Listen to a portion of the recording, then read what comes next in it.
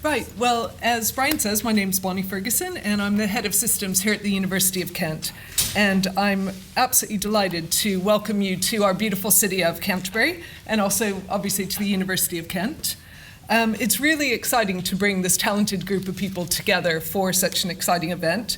And I'm really interested in a lot of the topics we're going to be covering over the next 3 days. Things about students as humans I thought sounded really interesting, building collaborative cultures and making change happen. You probably already know a little bit about Canterbury already, and it sounds like some of you went to the Dolphin last night, which I hope you enjoyed. I think it's a really great pub.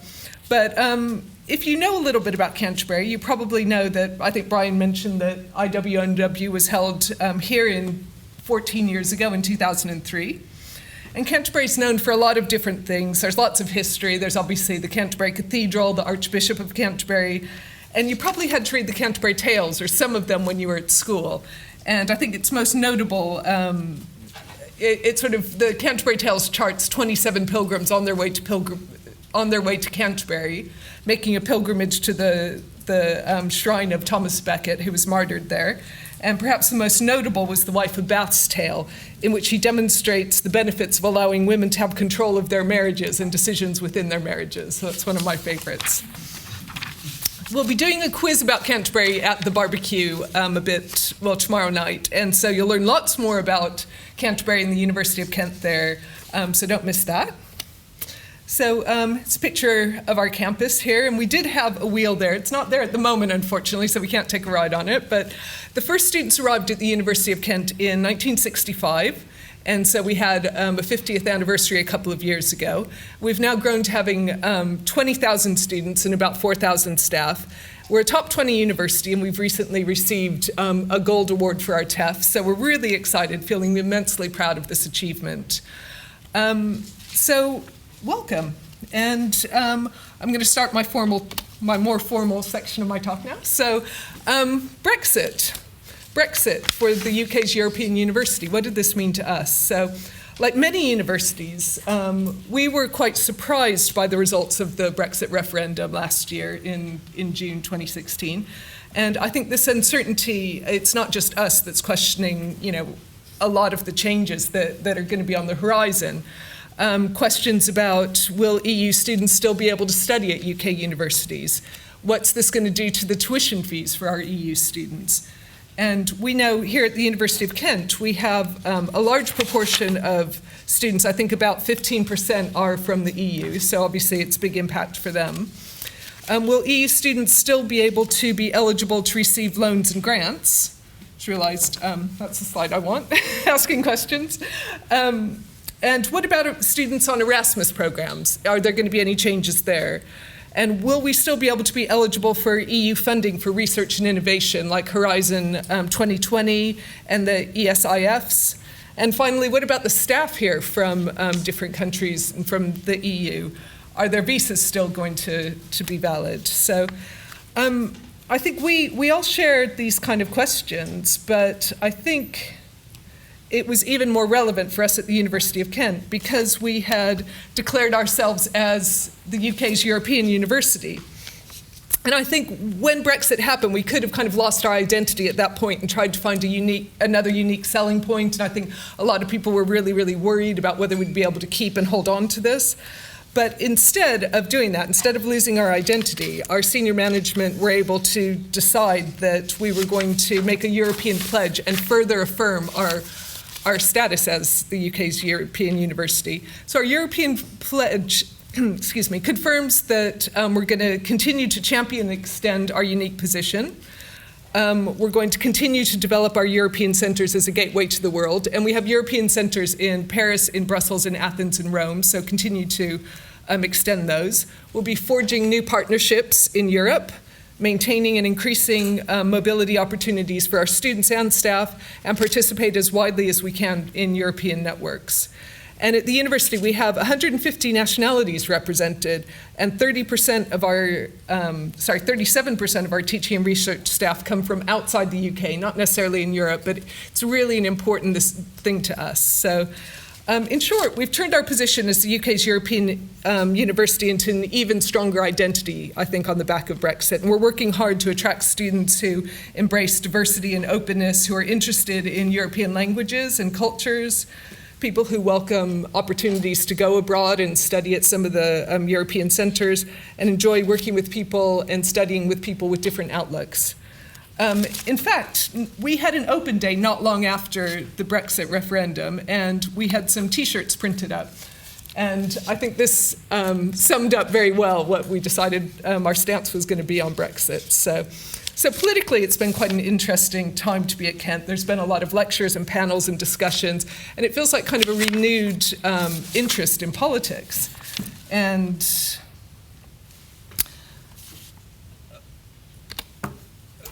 we also had an interesting turnout in the latest general election. And so you may have seen the press coverage that one of the most surprising things that came out in the 2017 general election was that the student vote had a big impact in some of the bigger university cities like Sheffield, Wolverhampton, and Canterbury. And up to that point, Canterbury had had a Conservative MP for the last 99 years. I read one article that said we held a world record for the longest number of years held by a single party. I'm not sure if that's true. I couldn't really back that up. But basically, because of the student vote, and you can see what Julian Brazier is saying there, he felt that was a big factor in him losing his seat and Canterbury going over to Labour this year.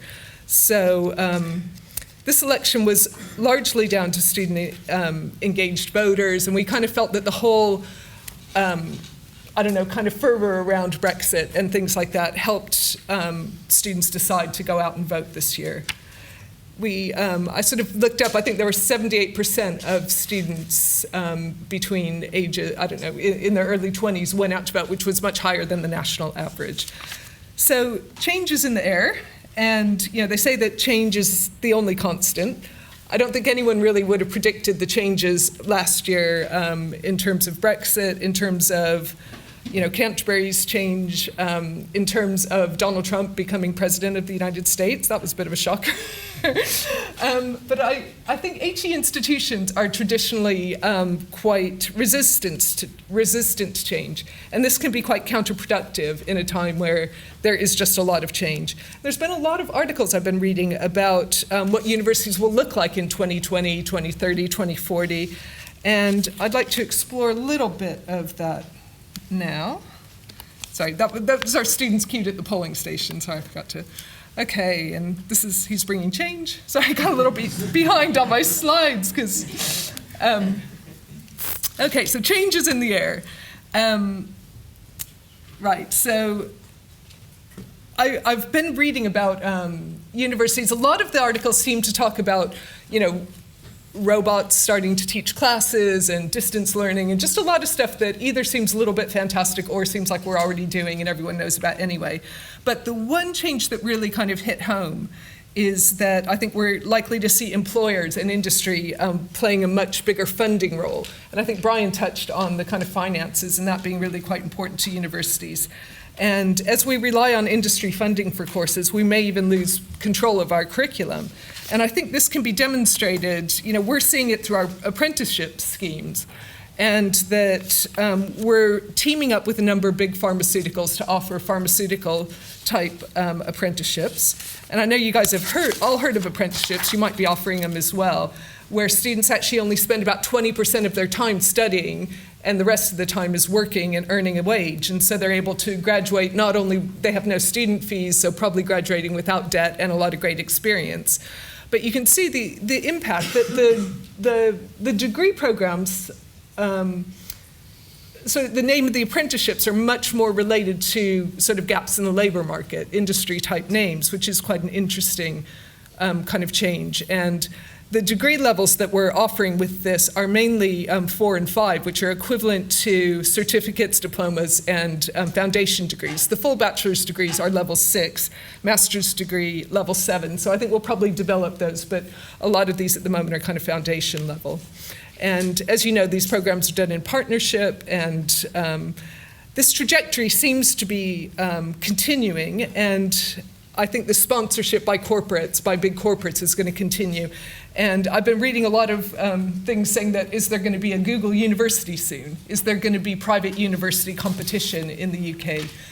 We obviously have a lot of private universities in the States already, but none quite so linked with a corporation. So I think that'll be an interesting something maybe on the horizon. Okay.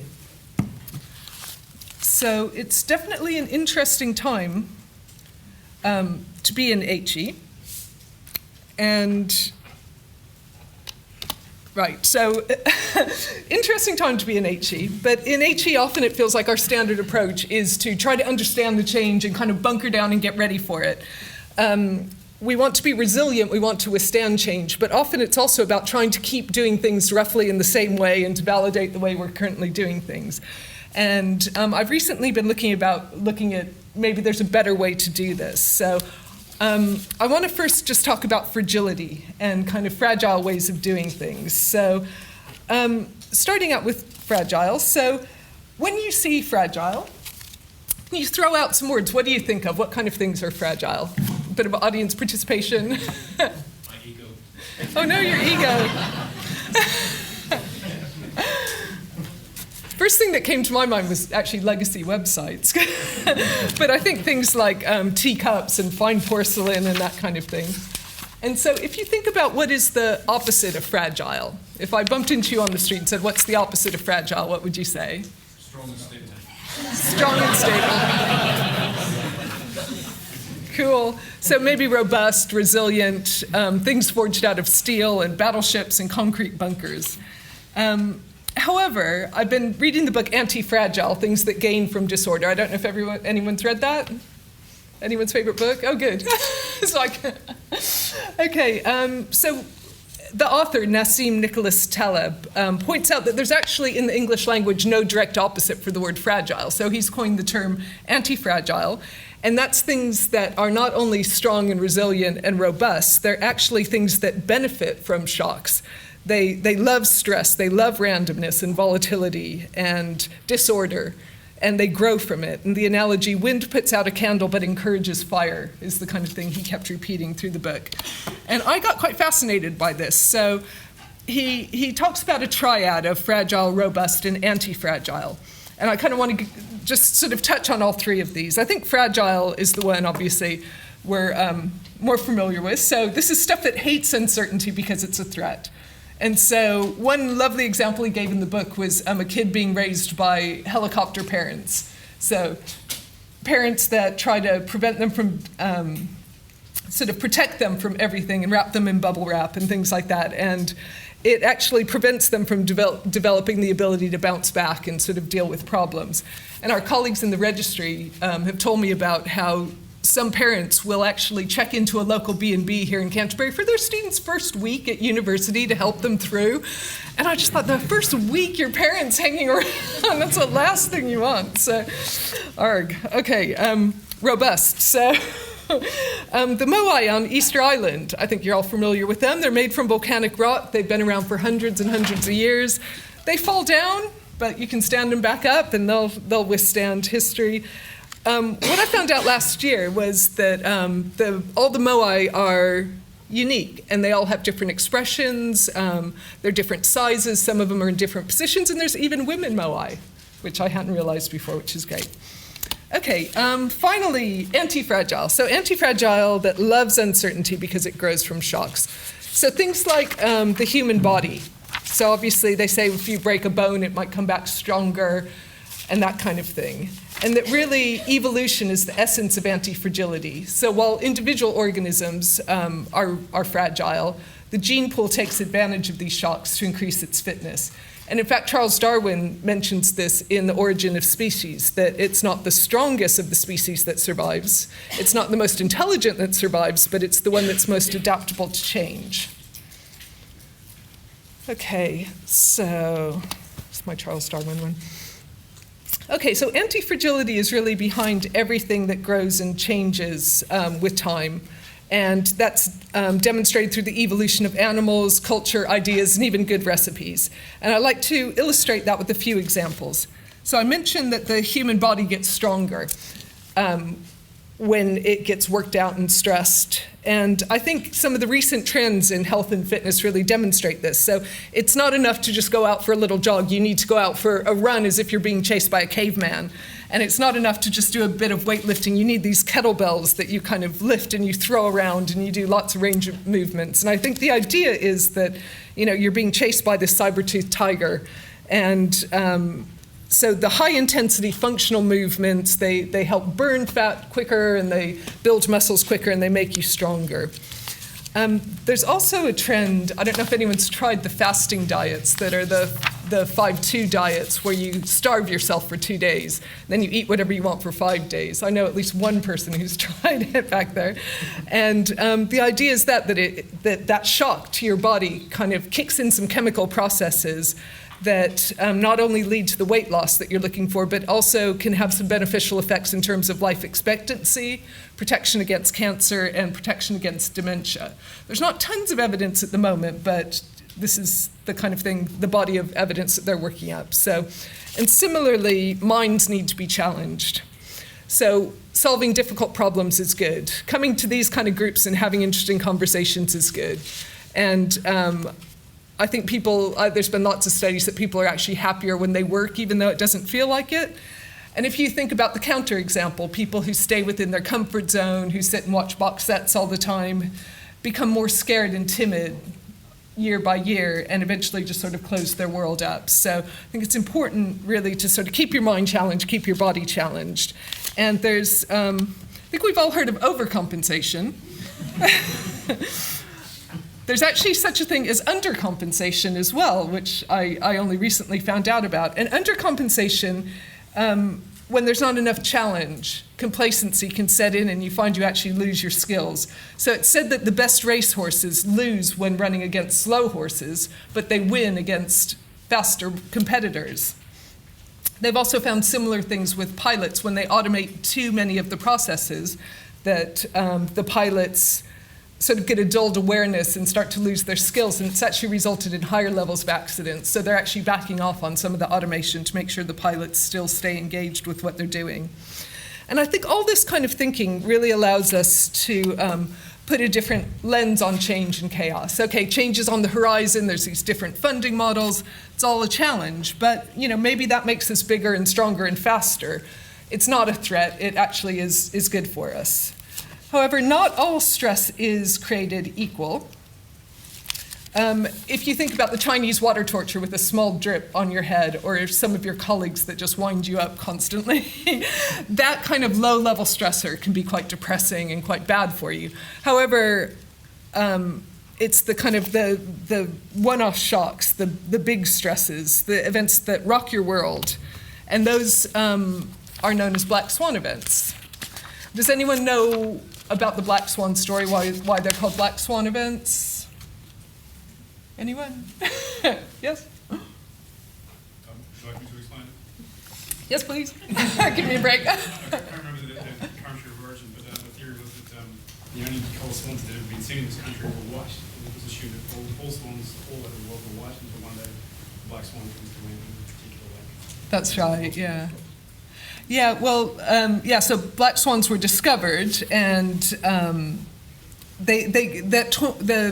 that was used now to describe sort of big effects, big changes that you really didn't see coming, that really challenged your view of the world. So I think some of the examples we've already talked about, Brexit, Donald Trump, natural disasters like tsunamis and earthquake in big cities, things like that can act as black swan events. And the definition of a black swan event, it really has three properties. One is rarity. So the black swan event is a rare event, and it lies outside the realm of common experience. Nothing like it in your past is likely to allow you to predict it. The second factor is the extreme impact. So when a black swan comes along, it does have a massive impact. Obviously, things like a tsunami or something like that, it could make everything else just pale into insignificance around it. And it can mean a single event can dominate all other factors. And the final factor, which is a little bit trickier, which is retrospective predictability. And this is the idea that there's some concept called black swan blindness or black swan denial, and that it's only really with the benefit of hindsight that you could have seen these coming. That often when you analyze it afterwards, people say, oh yeah, I predicted that, but really they didn't because they didn't see it coming. So black swan examples. So in this context, can you think of any black swan examples of events? Climate change. Climate change, good one.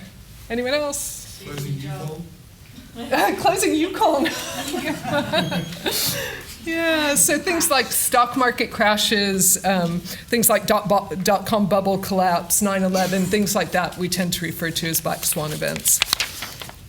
Okay, and one of the key points is that the black swan changes are often have non-linear impacts. And so a linear impact is the kind of thing that's really quite predictable. So if you think about your thermostat or your cooker and you turn it up one notch and it goes up 10 degrees, and you turn up another notch, it goes up another 10 degrees, and that's a very predictable linear thing. A factory that produces 10 widgets an hour, you open for 5 extra hours, you get 50 extra widgets. But black swans events don't have that same kind of predictability.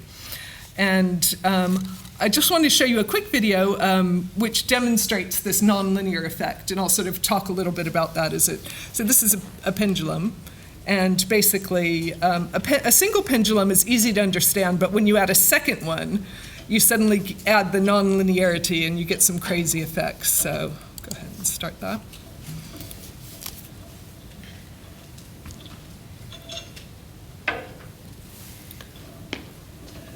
And in the book Anti-Fragile, Taleb talks about how the reason why black swan events have all these kind of nonlinear effects is because there's excess energy that's released, often from overreaction. And there's cascade effects, and there's runaway chain reactions and things like that. So just when you think you're starting to know what this pendulum's going to do next, it does something different. Okay.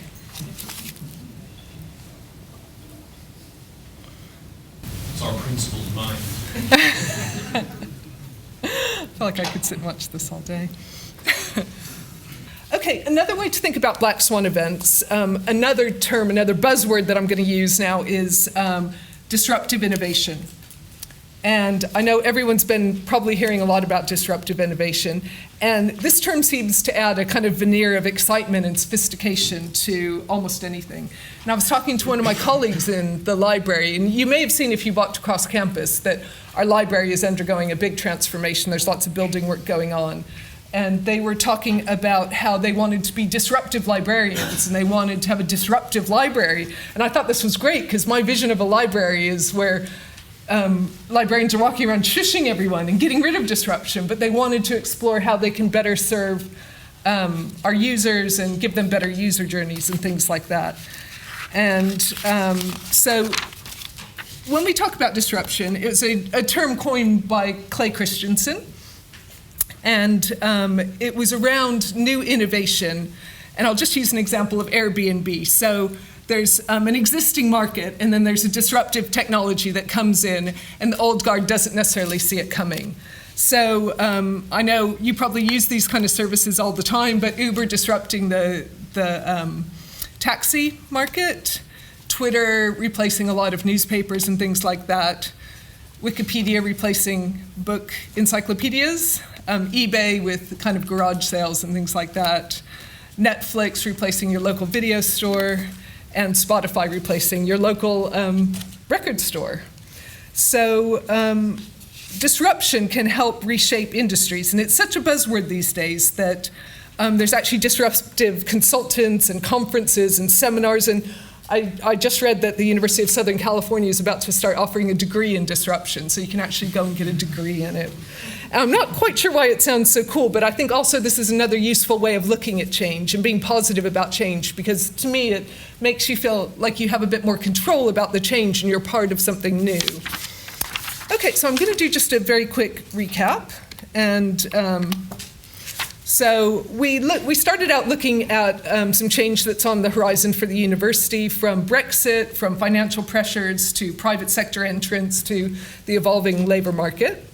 We now understand a bit about anti-fragility and how this concept can be applied to our bodies and our minds to keep us strong. We looked at black swan events and how difficult they can be to predict, and how they can have a monumental impact. And we also looked at disruption and how we can use this to see things more positively and pushing new boundaries. But I want to do just a little touch on practical things. How does this apply within our sphere? And I started thinking about my work here at Kent and thinking that there's really 3 areas: processes, systems, and people that we might be able to apply this to. So I think within processes, as a community, we've mainly adopted a lot of agile, lean processes and things like that that help us to fail cheap and be more anti-fragile than before. And so what I'd like to do with each one of those 3 processes, systems, and people, just go through this fragile, anti-fragile triad and just kind of touch on a few things that came to mind. So within processes, I think there's a lot of sessions that are going to cover this kind of thing, but the big waterfall projects, silos of knowledge, those are all quite fragile things that I think we try not to do. And I think generally we try to move into the more robust processes using GitHub, making sure we check things in and out and we merge code properly, that we have good rollback plans and DR tests, load tests, pen tests, making sure that we're sort of able to stand up to changes. And I think loads of, like I said, anti-fragile, this is an area that people have really adopted in this sphere. One thing, skin in the game, that I just want to touch on. And skin in the game is about having a personal stake in decision making and having a vested interest. And I think a lot of times at universities it feels as if the decision makers aren't really in touch with the people on the ground. And an example of this might be implementing something like a new brand or new designs for your website and not actually being the people on the front face of it trying to roll it out. So it's really trying to have decision making, having the right people involved and having skin in the game. Okay, with systems, I think I sort of touched on legacy websites and things like that as fragile systems. So things with single points of failure or multiple sources of truth, I think are things we want to avoid. Obviously, robust systems are much more well understood with automated testing and monitoring and redundancy. And moving into anti-fragile, I don't know if people are familiar with the idea of chaos engineering. And this is I think demonstrated really well through the Netflix Simian Army. And the idea of this is that chaos engineering allows you to control the changes and start injecting changes into your systems and trying things out. And they started out with something that was called a chaos monkey. And the chaos monkey, the name comes from the idea of unleashing a wild monkey as a weapon in your data center to randomly shoot down instances and chew through cables. And they always did this on their live services to make sure they were still able to serve their customers. So in practice, it's a tool that disables production instances to make sure that they can survive. And so they're growing their army now. So they have the chaos monkey. In the back, they have the chaos gorilla that actually shuts down bigger things and causes more disruption. They have a latency monkey that introduces artificial delays. They have a doctor monkey that taps into the health checks and checks the CPU. And when it detects unhealthy instances, it removes them. So it's actually about the systems growing and getting better with the result to injecting chaos. Okay, finally, I just want to talk about people. So fragile people, I don't know if you know any, if you work with any, tend to be afraid of change. Their skill sets are maybe atrophying. They're worried, they're risk adverse, and they're likely to say things like, we've always done it this way. Robust people are much more knowledgeable, skillful, and confident. But I think moving into being anti-fragile and having our teams who actually embrace change and like change, who are brave and who are trusted to be brave and who are encouraged to be brave, and that mistakes are not only tolerated but encouraged. And I think exploring some of the resilient traits that we want to encourage in people are things like being proactive, being risk-taking, seeing change in a positive way, and to really try to challenge the moaning culture, because moaning is really a very bad investment in time. If you're spending time doing that, that's not going to change anything. I think also having a sense of humor and having creativity helps us become more anti-fragile. Okay, also one final point is around professional identity. And studies have shown that having a strong sense of your professional identity can help you to withstand change and really welcome change. And I think working within a university context, that we on the website or in the IT support, we're not the rock stars, we're not the students, and we're not the academics. So it can be difficult to find an identity within that. And so I think within your teams, I think it is important to get that kind of collective identity and be proud of what you do. Okay. Finally, so fear of change, it's just nickels and dimes. Don't worry about it, it's fine. Right, so I'm going to wrap up now. And I want to first apologize for all the buzzwords, because I know I've thrown a lot at you. And if anyone's playing buzzword bingo, I think your card's probably full. So you've had Brexit and anti-fragile and black swans, disruptive innovation, resilience, and even a simian army. So I'm sorry for all the buzzwords, but I want to really just plant a couple seeds, things you might want to try when you get back. So trying new things. So intentionally injecting stress into your systems to make them better. I think it's a really good idea, but you want to make sure that you allocate some time for continual service improvement if you do that, because you're bound to find some problems that then need fixing. And I think we've done a little bit of this before, where we've tested things and then we didn't like the results we got. So make sure you allocate the time to actually fix things. Okay, building redundancy into your systems is quite important. Obviously, single points of failure are bad. In nature, we tend to have resilience. We have 2 eyes and 2 ears and 2 kidneys and things like that. So make sure within your people and within your systems you have that resiliency. I think building up those resilient traits within your teams, trying to encourage people to be brave and take risks and not be afraid to make mistakes, and being willing to eat your own dog food as well. So don't just browse the web on your best iPhone and that kind of thing, but actually get an old PC with a really bad connection and see what it looks like for some of your users in some other countries in Africa and see how that works. So, okay, and so I'm going to just wrap up there. And a few final points. So change happens. Trying to eliminate change, trying to ignore change, thinking randomness doesn't exist is a loser's game. So change is the rule. It's not the exception. So refocus that lens. Think about how chaos forces us to clarify what's really important and what's not. And think about less being more. That think small projects, think fail fast, think building your teams, and reiterate and just keep growing. Okay, finally, I just want to leave you with a thought that I think sums up anti-fragile really well, and this is a great attitude to have. So this is from a 17th century poet and samurai, Mitsuta Masahide. And so now I'm going to leave you with that thought, and I'm going to get out of here, and I'm going to let Andrew come and give his talk. So.